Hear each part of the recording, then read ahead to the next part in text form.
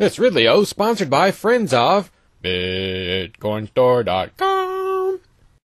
Hello, this is Ron Paul with your weekly update for Monday, April 15th. Why can't we all travel to Cuba? Earlier this month, entertainers Jay-Z and Beyonce were given a license by the U.S. government to travel to Cuba. Because it is not otherwise legal for Americans to travel to Cuba, this trip was only permitted as a cultural exchange by the U.S. Treasury Department.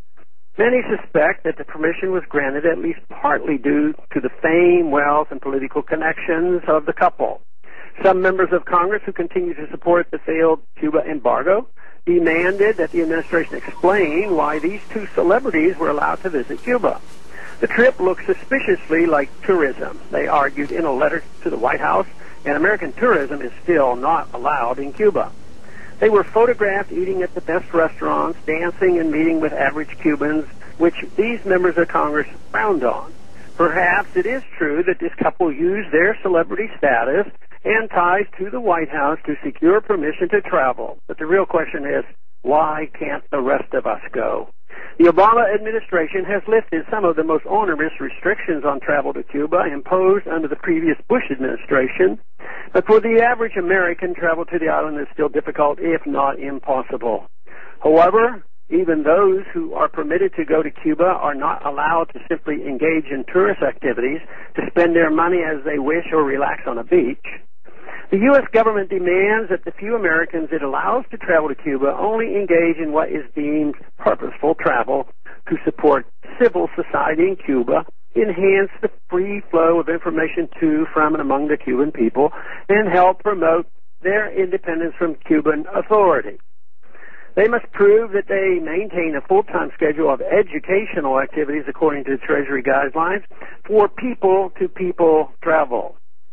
Leave it to the federal government to make the prospect of visiting that sunny Caribbean island sound so miserable. The reason the U.S. so severely restricts and scripts the activities of the few Americans allowed to travel to Cuba is that it believes travel must promote the goal of taking important steps in reaching the widely shared goal of a Cuba that respects the basic rights of all its citizens. Forward. Forward. Although I have no illusions about the Cuban government, or any government for that matter, it's ironic that the U.S. chose to locate a prison at Guantanamo Bay. Cuba, because the indefinite detention and torture that took place there would have been illegal on U.S. soil. Further, the U.S. government continues to hold more than 100 prisoners there indefinitely, even though they have not been found guilty of a crime, and in fact dozens are cleared for release but not allowed to leave.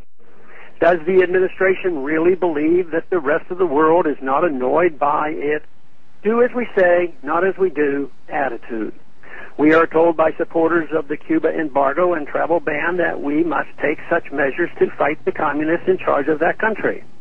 Americans must be prohibited from traveling to Cuba, they argue, because tourist dollars would only be used to prop up the unelected Castro regime. Ironically, our restrictive travel policies toward Cuba actually mirror the travel policies of the communist countries past and present.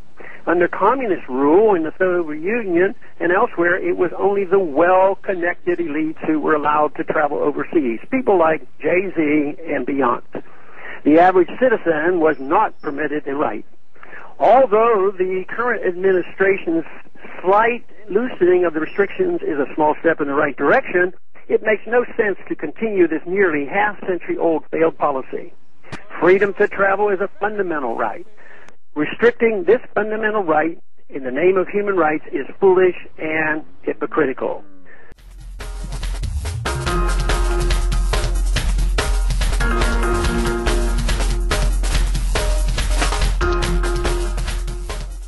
This Ridley-O sponsored by friends of BitcoinStore.com. 500,000 items for sale, often cheaper than Amazon. The easiest way to convert your bitcoins into real-world stuff. They're privacy-friendly. You don't even have to give your name. BitcoinStore.com.